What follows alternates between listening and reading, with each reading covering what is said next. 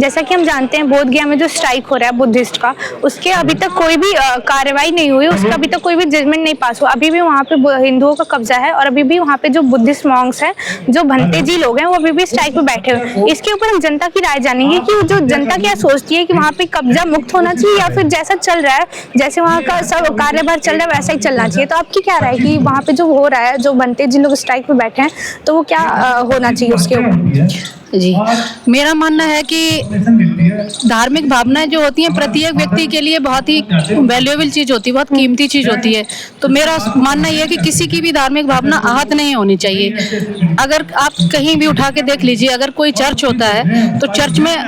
किसका आधिपत्य होता है, ठीक है। और इसी तरीके से आप देख लीजिए मस्जिदों में किसका आधिपत्य होता है। तो हर जगह, अगर जैन मंदिरों में भी जैनियों का ही आधिपत्य, सब जगह अगर अपना अपना आधिपत्य होता है, तो ये बुद्धिस्टों की भी कोई धार्मिक भावना होती होगी और उनकी भी ये धरती है, तो उनको भी अपने धर्म का पालन करने के लिए या अपना धार्मिक जो भी है संस्कार उनको पूरा करने के लिए किसी प्लेस की जरूरत है और वो उन्हीं का प्लेस है, तो निश्चित रूप से उन पर उन्हीं का आधिपत्य होना चाहिए। तो ये हिंदू समाज के भी लोग चाहते हैं कि वहाँ पे बुद्धिस्टों का जो हक था उनको वापस मिल जाए, जो वहाँ पे उनका एनलाइटमेंट प्राप्त हुई थी भगवान बुद्ध को, तो वहाँ पे उनका जो सब कार्यभार है वो बुद्धिस्ट के हाथ में भी हो जाए। जी, क्योंकि जैसा कि अभी आपने बताई दिया कि एनलाइटमेंट उनको वहीं मिला हुआ,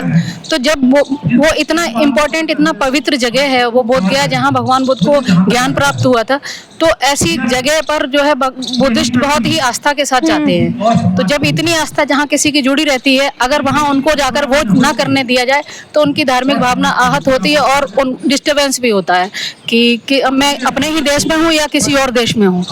जैसे यहाँ पे इतने सारे लोग आए हुए हैं उस मामले के जड़, तो आपको लगता है इस बार जो होगा, इस बार कहीं ना कहीं वो सब मामला सुलझ जाएगा या फिर पहले की तरह जैसे इतने सारे धरने किए गए उसके बाद भी ये जो मामला था ये अभी भी धरना, ये कंडीशन है कि अभी भी धरना दिया पड़ा, तो अभी भी फूट हो सकती है इस मामले में?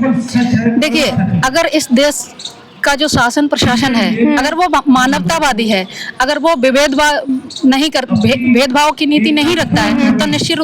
रूप से ये मामला सुलझ जाएगा। लेकिन अगर मानवता से कोई लेना देना नहीं होगा, भेदभावपूर्ण नीति होगी, तो कुछ नहीं कह सकते कि किसके मन में क्या है क्या हो। कई लोग ये भी कह रहे हैं कि इसको कहीं ना कहीं पॉलिटिकल एंगल भी बता रहे हैं और कह रहे हैं कि साजिश है विपक्ष की, क्योंकि अभी बिहार के इलेक्शंस आने वाले हैं। जी नहीं, ऐसा कुछ नहीं, विपक्ष की कोई साजिश नहीं है, क्योंकि हम लोग वहाँ जाकर के खुद देख के आए हैं कि वहाँ की सिचुएशन क्या है, क्योंकि हम किसी के कहे सुने पर कोई प्रदर्शन नहीं कर रहे हैं। Yes yes. तो आप लोग क्या चाहते हो कि वहाँ पे जो कार्यभार, कई लोग ये भी मानते हैं कि उनके अस्तित्व पे ही सवाल उठाते हैं कि बुद्ध भगवान जो है भगवान विष्णु का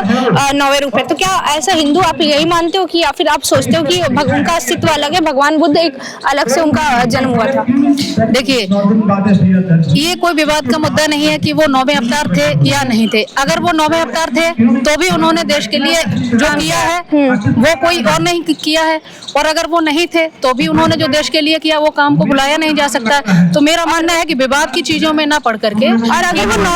9वें अवतार थे भगवान बुद्ध के, तो कहीं ना कहीं इनको भी, हिंदू समाज के जो लोग हैं उनको भी आगे आना चाहिए, और क्योंकि वो भगवान बुद्ध कहा जाता है भगवान विष्णु के अवतार थे, तो इनको आगे आके भाईचारे में ही उनको उस मंदिर का पूरा कार्यभार उनके हाथों में दे देना चाहिए।